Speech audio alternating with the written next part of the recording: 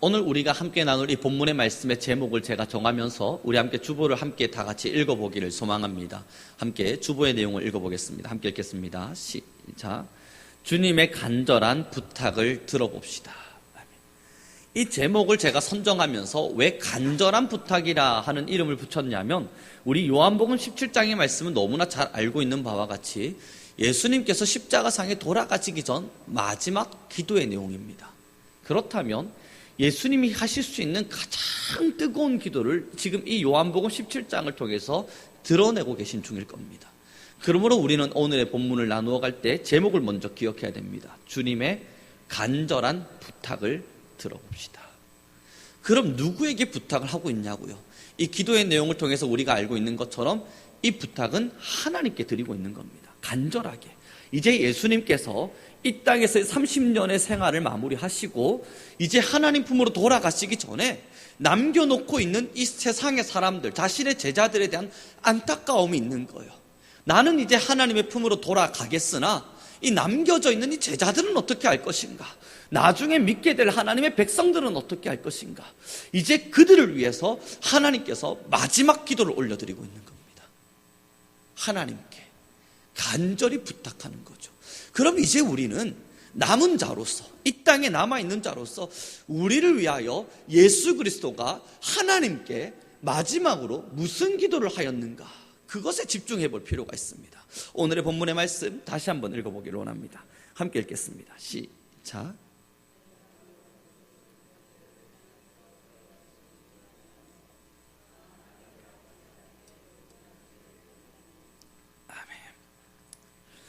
예수님께서 마지막 우리를 위하여 기도해 주시면서 하나님께 아뢰고 있는 이야기가 무엇이냐면, 하나님, 이들을 세상에서 다 데리고 천국으로 올라와 달라, 지금 부탁드리고 있는 건 아닙니다.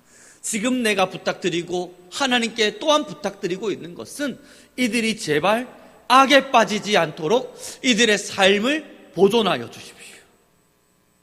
하나님께서 예수님께서 하나님에게 부탁하고 있는 장면입니다. 그럼 이제 우리가 이 예수님의 마음을 깨달아서 이 기도의 내용 안에 우리의 삶을 대입해 보게 되는 거예요. 예수님께서 하나님께 마지막 부탁드린 것이 악에게 빠지지 않는 것이라면 우리가 마지막 끝까지 이루어야 할 일이 무엇이겠는가? 악에게 빠지지 않는 것입니다. 우리는 다시 오늘의 본문의 15절의 말씀을 함께 읽도록 하겠습니다. 함께 읽겠습니다. 시작.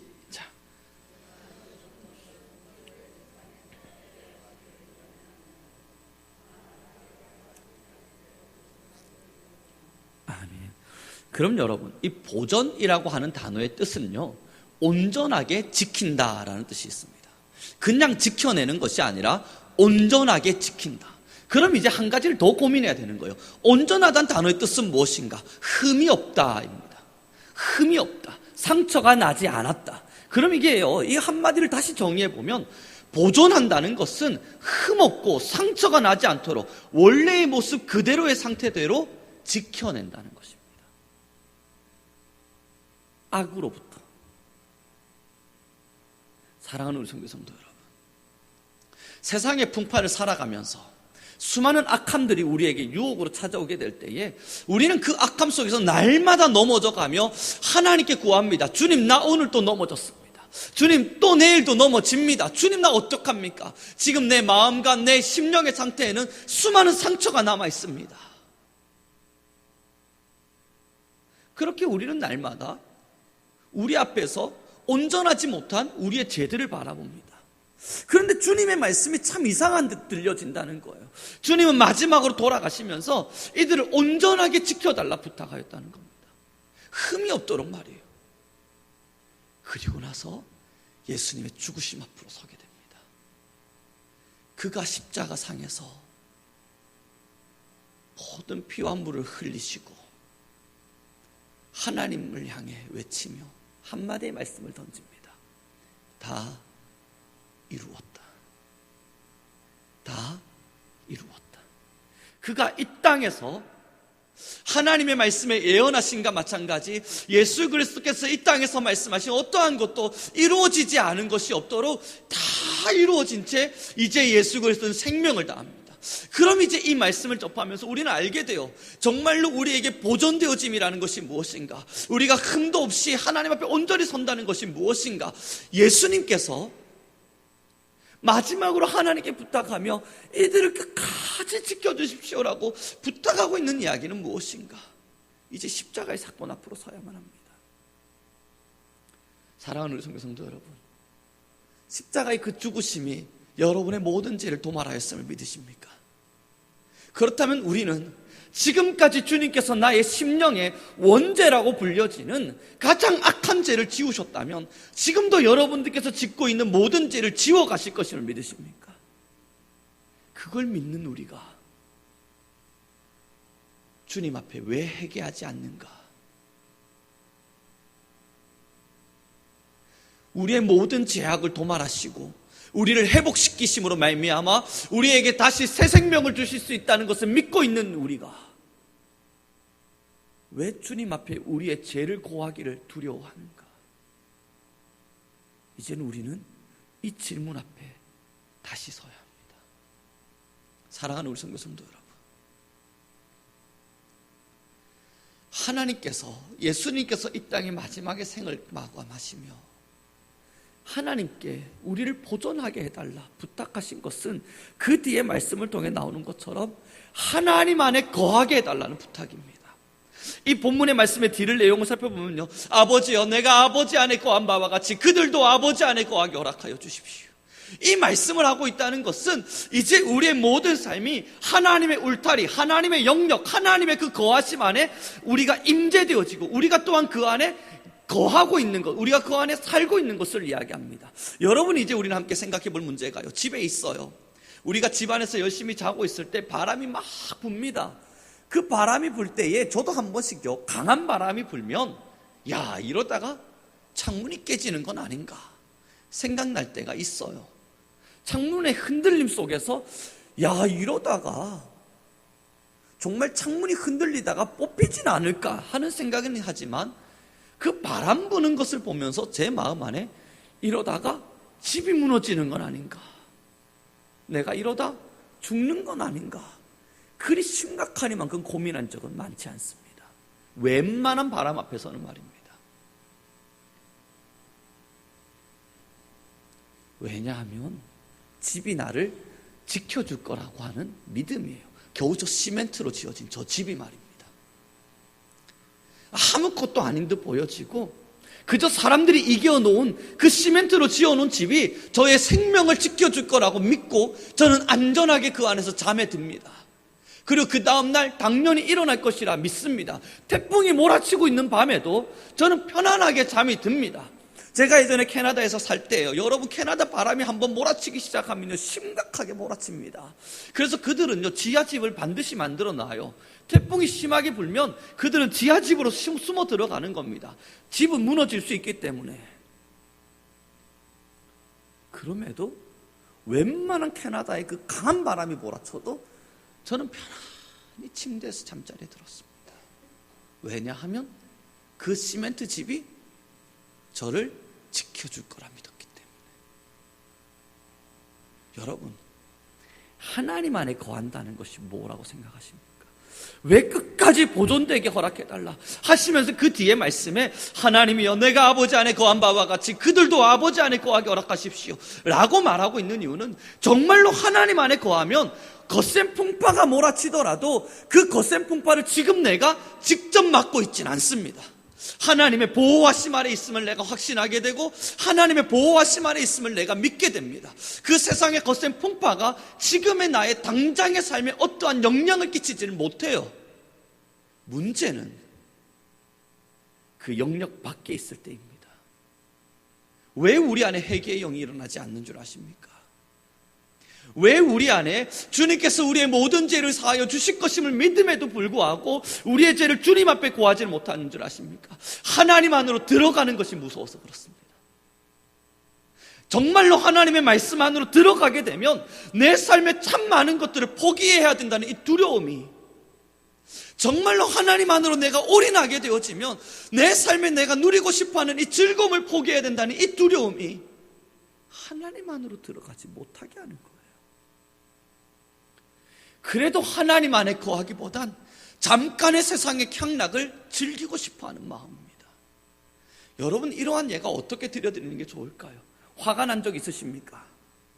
화가 끝까지 치밀어 오른 적 여러분 있으십니까? 그때 여러분이 정말로 하나님의 사람이었다면 이 마음 안에 뭔가의 말씀이 떠올랐을 거예요. 화내지 마.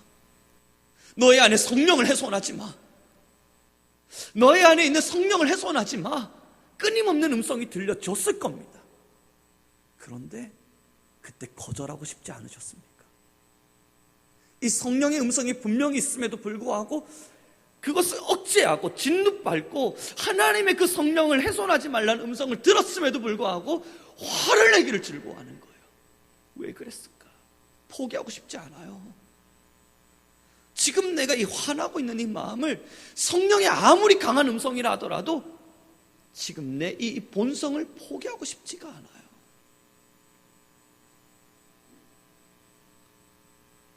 사랑하는 우리 성도 여러분, 하나님 안에 거한다는 것, 하나님의 울타리 안으로 들어간다는 것은요, 그저 하나님, 내가 세상에서 마음껏 살아볼게요. 내가 세상의 탐욕을 따라 살아보겠습니다. 내가 세상의 수많은 죄도 버리지 않고 살겠습니다. 그러나 내 삶을 지켜주십시오는, 이거는 하나님 안으로 들어가고 있는 게 아니에요. 이것을 보고 하나님을 그저 보디가드와 같이 여기는 겁니다. 호위호사, 호위무사를 하나 옆에 두고 있는 것과 같은 그러한 삶을 사는 거예요. 자기는 마음대로 살아요. 그러다가 위험할 때 도와주세요 외치는 겁니다. 여러분, 보디가드를 옆에 두고 또한 호위무사를 옆에 두고 있는 사극 드라마 같은 것들을 보신 적이 있으십니까? 한 망나니 왕이 있어요. 이 망나니 왕이 자기 마음대로 돌아다닙니다. 이제 시장통 같은데 사람들이 많이 돌아다니는 곳에는 왕이여 가지 마십시오를 외쳐도 이 왕이 막 돌아다니는 모습들을 사극 드라마에서 볼 수 있습니다. 그때 그 옆에 누가 붙어 있냐고요? 호위무사가 붙어 있어요. 숨어서 호위무사가 탁 지켜보고 있다가 나쁜 잡상인들이 와서 그 왕을 괴롭히려고 그럴 때 갑자기 칼을 쫙 빼들고는, 이 사람이 누군 줄 아십니까? 이 사람은, 그때 이 망나니와 같은 왕은 이야기하는 거예요. 조용히 해라. 그러고 나서 그저 지켜주기만을 원하는 거예요. 이게 신앙이라고 생각합니다. 이것을 신앙으로 생각한다고요. 나는 내 삶에 내가 왕이 돼서 내가 하고 싶은 삶을 내 마음대로 살며 살아요. 그때에 수많은 풍파와 바람과 어려움과 환난의 역경이 내게 찾아와요. 그래서 나를 짓밟으려고 그럴 때 호위무사 갑자기 뿅 하고 나타나더니, 이 사람이 누군 줄 아십니까? 하나님의 아들, 하나님의 아들입니다. 이걸 원한단 말이에요. 과연 이게 신앙입니까? 이렇게 살아가는 우리가 하나님께 구하는 것이 하나님 나를 보존하소서, 하나님 나를 지키소서, 하나님 나와 함께 하소서입니다. 여러분, 하나님은 절대 우리의 호위무사가 아니에요. 하나님은 절대 우리의 보디가드가 아니에요. 하나님은 우리의 삶의 주인 되십니다. 그러므로 우리가 하나님 안에 거한다는 것은 지금 우리가 살고 싶어하는 우리의 인생의 욕망과 우리가 개인적으로 가지고 싶어하는 수많은 정욕과 이생의 것들을 내려놓고 정말로 하나님 안으로 들어가 보는 거예요. 그 안으로 들어가기까지 내가 포기해야 될 것들, 내가 내려놔야 될 것들, 내가 버려야 할 것들이 얼마나 많은지 모르지만 그럼에도 불구하고 그 안으로 들어가 보는 거예요. 포기하는 마음으로, 나를 비우는 마음으로, 나를 버리는 마음으로 하나님 안으로 들어가는 겁니다. 그리고 나서 예수님이 기도하는 거예요. 주님, 하나님 안으로 들어와 있는 이들이 하나님 수많은 세상의 풍파 속에서 요동치지 않도록 이들을 보존하십시오. 그러나 이들도 세상의 유혹 앞에 넘어져 죄를 짓게 될 때 이들이 나의 이름으로 기도하면 하늘에서 들으시고 이들의 죄를 사하여 주십시오. 하나님 안에 거하기를 발부둥 쳤고 하나님 안에 거하기를 최선을 다했으나 인생의 연약함 앞에 넘어진 이들을 위해 하나님, 이들의 죄를 사하여 주십시오. 이게 보존입니다. 그렇게 하나님 안에 거하고 있는 자를 하나님께서 끊임없이 주홍과 같이 우리의 죄를 씻어 가시는 것입니다. 사랑하는 성도 여러분, 아브라함이 갈대아 우르를 떠나게 됩니다. 이 갈대아 우르를 떠나갈 때에 그 나름대로 우상을 여전히 들고 떠납니다. 우리는 그를 보면서 야, 믿음의 사람, 이 갈대아 우르 아브라함을 이 갈대아 우르를 떠나갈 때에 하나님의 그 말씀 하나를 붙들고 떠나간 사람, 맞아요. 굉장히 대단한 믿음이지요. 그러나 그런 하란을 떠나가면서 여전히 그 속에 있던 우상을 버리지 못한 채 그곳에 남아 있습니다. 사랑하는 성도 여러분, 그럼에도 불구하고 아브라함의 믿음이 대단하다. 그가 어떻게 갈대아 우르를 그렇게 하나님의 말씀 붙들고 떠날 수 있었을까? 라는 것 앞에 각광받는 이유는 그는 족장이었기 때문이에요. 나름대로 그 안에서 편안한 삶을 살 수 있을 만한 지위를 가지고 있었던 사람이라는 겁니다. 그럼에도 그는 그 지역을 박차고 떠납니다. 또한 그곳은 자신의 조상 때로부터 내려온 땅인지라 그곳은 쉽게 버리기가 어려운 땅입니다. 그럼에도 떠났다는 거예요.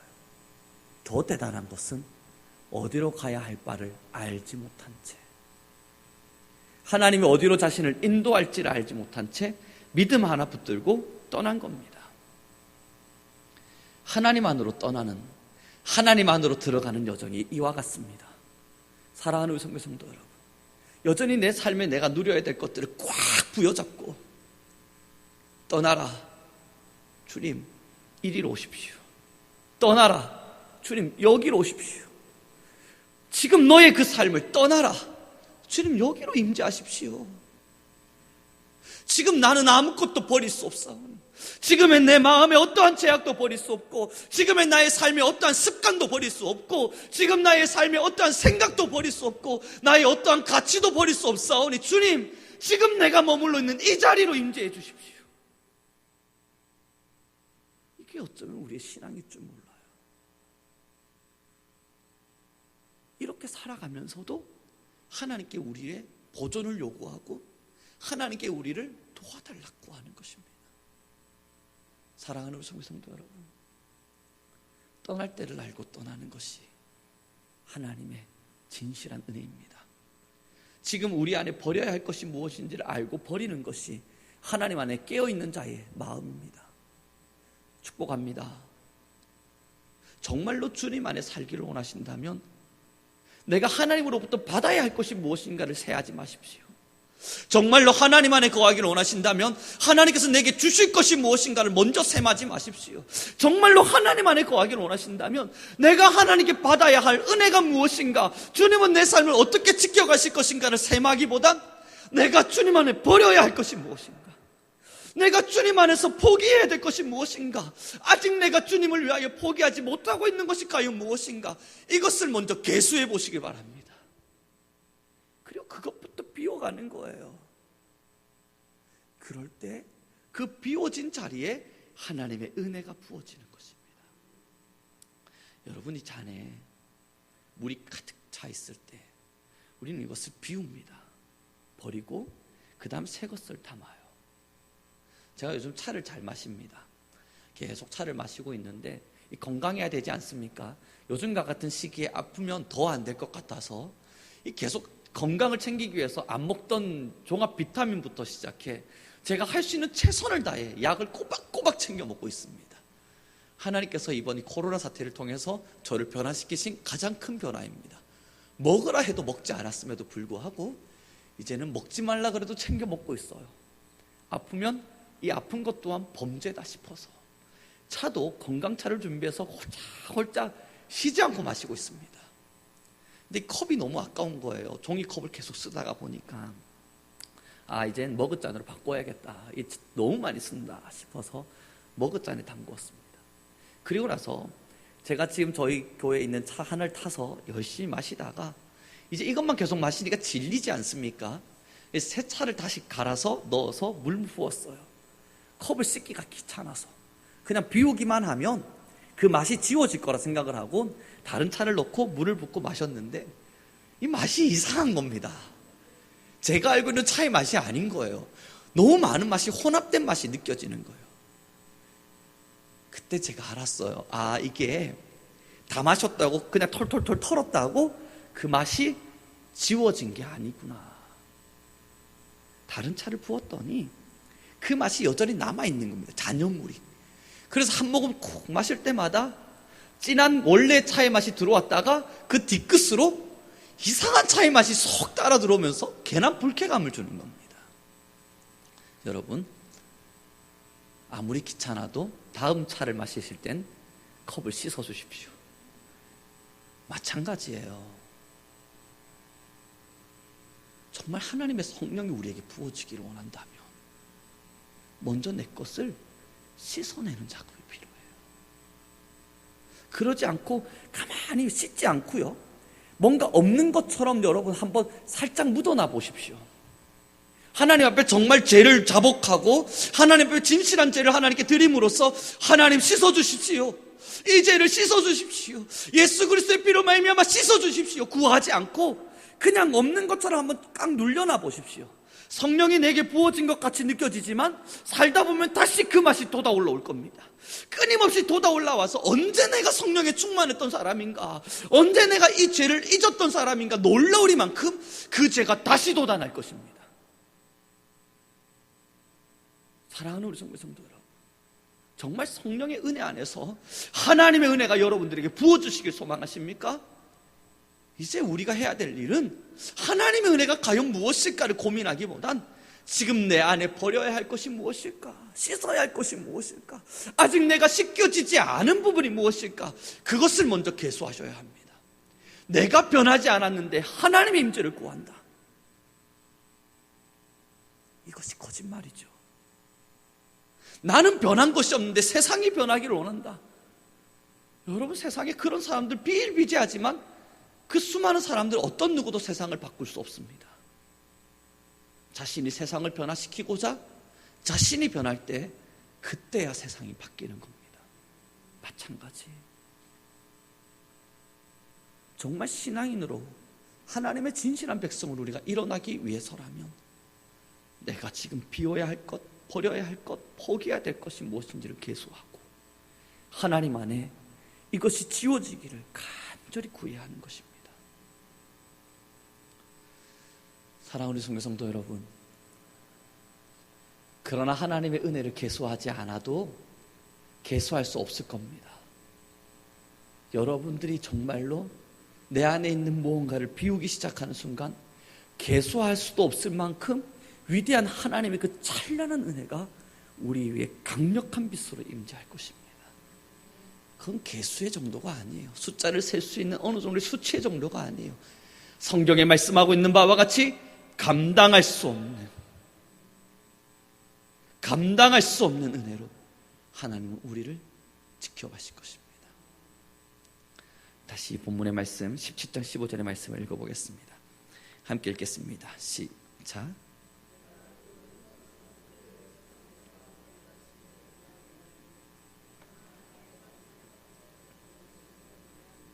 아멘. 우리 다 함께 하나님의 말씀 안에, 하나님 안에 거하기를 포기하지 맙시다. 온전히 하나님 안에 거하기 위해서 우리가 비워야 할 것, 버려야 할 것이 무엇인지를 날마다 상고하고 기억하고 생각해 봅시다. 그리고 하나님께 진실함으로 회개하며 하나님께 자복하는 마음으로 예수 그리스도의 피로 말미암아 우리를 구원해 주십시오 기도합시다. 그렇게 기도하고 하나님 안으로 들어갈 때 그제서야 온전하게 완전하게 하나님께서 우리를 보존해 가실 것입니다. 비록 죄 많고 탈 많고 흠 많은 사람의 모습일지 모르나 그럼에도 불구하고 하나님은 예수 그리스도의 보혈의 피로 말미암아 우리를 정결하게 해 가실 것입니다. 이 정결함의 은혜를 체험하고 있는 우리는 하나님을 향해 소리칠 거예요. 주의 은혜가 한량 없으시니 감히 셀 수 없는 주의 은혜가 우리에게 주어진 바 되었으니 우리의 모든 것이 주님의 것이로다. 사랑하는 성도 여러분, 말씀을 마무리 짓기를 원합니다. 우리가 진실로 교회로 되어진 자로 일어나려 한다면 교회의 일어남이라 하는 것은 우리에게 부어지는 어떠한 축복을 계수하고 있는 장면이 아닙니다. 교회여 일어나십시오. 이 외침은 이제 여러분들이 받을 축복들을 계수하십시오가 아니라 이제 버리십시오. 이제 비우십시오. 이제 포기하십시오. 이제 변화시키십시오. 바뀌십시오. 그것을 이야기하고 있는 겁니다. 교회여 일어나라. 이 외침은 여러분, 이제 여러분들의 삶에 하나님이 얼마나 대단한 축복을 줄지 기대하세요. 승승장구, 잘됨, 축복 마음껏 내려줄 겁니다. 그걸 말하고 있는 게 아니에요. 교회 일어나라는 것은 여러분, 게으름을 비웁시다. 욕심을 버립시다. 말씀이 아닌 제약을 포기합시다. 하나님의 말씀을 거역하고자 하는 이 마음에 찾아올 때면 주님의 이름으로 이겨냅시다. 하나님의 말씀 안에 서기가 싫어지는 순간이 찾아올 때이면 그럼에도 나는 주님의 것임을 고백하며 살아갑시다. 때로는 사탄의 유혹에 따라 세상을 따라 살고 싶은 마음이 내 안에 찾아올 때이면 주여, 내가 이렇게 연약한 사람이었습니다. 고백하며 주의 말씀을 더 사랑하고 주의 말씀을 더 사랑하기 위해 노력합시다. 이것이 교회의 진정한 일어남입니다. 여러분, 오늘 칼럼을 여러분 읽어보셨는지 모르겠지만 다 읽어드리지 못합니다. 초대교회의 장면들을 드러내며 함께 설명을 했었는데 한 권의 책을 이 짧은 글로 요약하느라 참 힘겨웠습니다. 그럼에도 요약을 하며 이야기 드려드린 건 이런 내용이었습니다.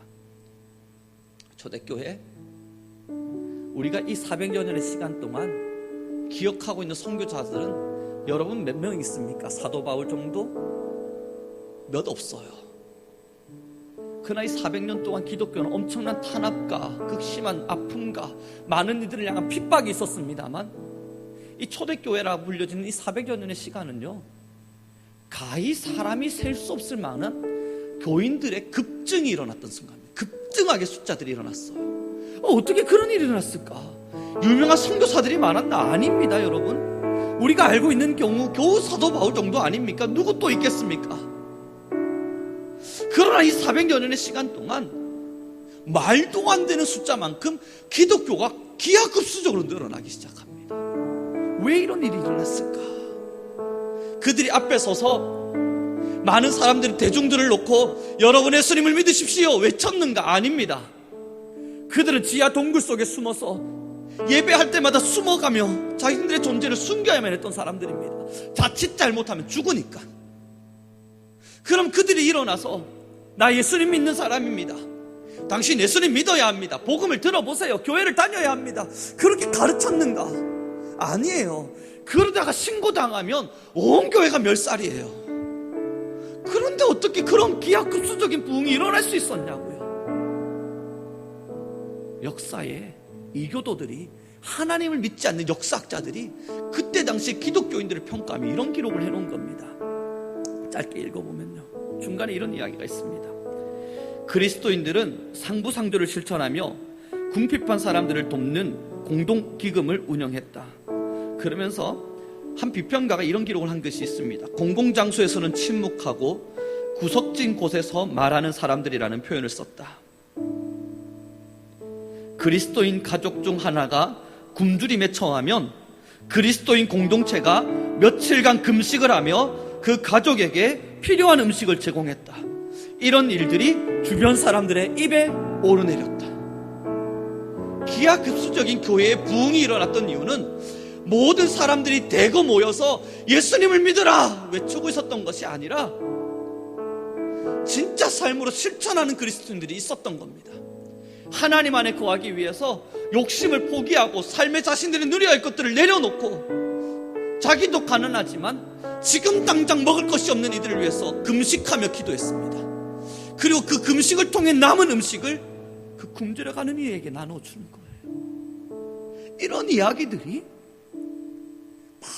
많은 사람들이 보게 되니 이게 입방아에 오르게 되는 겁니다.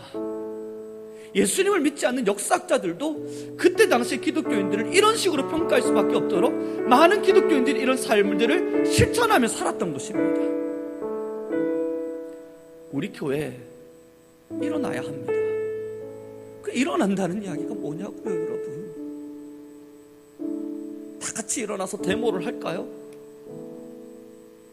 우리 다 같이 일어나서 예수님 믿지 않는 사람들한테 예수님 믿으십시오, 확성기를 들고 외쳐가며 살아볼까요? 아니잖아요. 교회가 일어난다는 것이 뭡니까? 굉장히 아름다운 건물을 짓고 굉장히 많은 성도들이 모여서 얼마나 대단한 권세와 권력을 누리며 사는지를 보여주고 있는 것이겠습니까? 아니에요. 그건 아니에요. 교회가 일어난다는 것은 지금 비우고 있는 사람들이 있는 겁니다. 내 것을 포기하고 내려놓고 있는 사람들이 있는 겁니다. 말씀을 위해서, 하나님을 위해서, 그리스도를 위해서. 이러한 삶의 실천이 한두 명에서 100명으로, 100명에서 1000명으로, 1000명에서 10,000명으로 늘어나게 될 때 기하급수적인 기독교인들의 숫자는 하나님이 허락하신 당연한 결과일 것입니다. 축복합니다. 이제 우리 성민교회가 그 길을 가기를 원합니다. 혹여 저의 마음 안에 욕심이 찾아온 듯 여러분들이 보일 때면 여러분들은 저를 향해 소리치셔야 합니다. 목사님, 우리 교회 그러려고 지금까지 기도한 거 아니지 않습니까? 그러한 욕심을 추구하기 위해서 지금까지 우리가 말씀을 따라 산 것 아니지 않습니까? 여러분들도 저에게 말씀을 해주셔야만 합니다. 또한 우리 교회가 다른 방향으로 흘러가려 할 때 우리 함께 기도하면서 우리 교회 욕심 부리려고 모인 거 아니잖아. 우리 교회에 그저 잘됨만을 위해서 기도하고자 모인 거 아니잖아. 다른 교회가 죽어가든 혹은 힘겨워하든 아파하든 눈물 흘리든 신경 쓰지 않고 그저 우리 하나 잘 돼보자 그렇게 외치기 위해서 이 교회를 존재시키고 있는 이유가 아니잖아. 우리 함께 의기투합하면서 그 뜻을 나누어야만 합니다. 사랑하는 우리 성도의 성도 여러분, 교회여 일어납시다. 진짜 일어납시다. 지금의 이 시대가 요구하고 있는 참된 교회의 모습으로, 아니요, 하나님이 원하시는 진짜 교회의 모습으로 함께 일어납시다. 그러기 위해서 우리가 버려야 할 것들이 너무 많습니다. 아직도 제 안에 버려져야 될 것이 너무 많습니다. 아직도 우리 안에 버려져야 될 것들이 너무 많습니다. 함께 뜻을 모아서 버리자고요. 그렇게 버려갈 때 우리를 통해 역사하실 하나님을 기대합시다. 우리 함께 찬양하겠습니다. 교회여 일어나라. 주께서 우리를 부르시니 두려움과 실패를 내려놓고 교회여 일어나라. 함께 주님께 찬양하며 오늘 받은 말씀을 기억하면서 이 찬양을 주님께 올려드리겠습니다.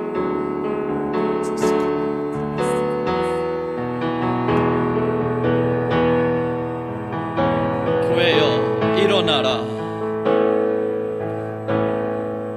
교회여 일어나라. 주께서 부르시니 두려움과 실패 내려놓고 교회여 일어나라. 교회여 일어나라. 교회여 일어나라. 주께서 보내시니 주께서 보내시니 우릴 부르신 삶의 자리에서 교회여 일어나라. 아멘. 우리 세상의 빛 하나님의 편지 주의 교회를 통해 세상이 주를 보리라. 일어나라. 아버지 사랑으로 아버지 능력으로 서로 하나 되어 그 빛을 비추라. 노래하라. 아버지의 사랑을 아버지의 크심을 이 삶의 노래로 주님을 나타내라. 이 지금 우리 함께 마음을 모아 기도하겠습니다.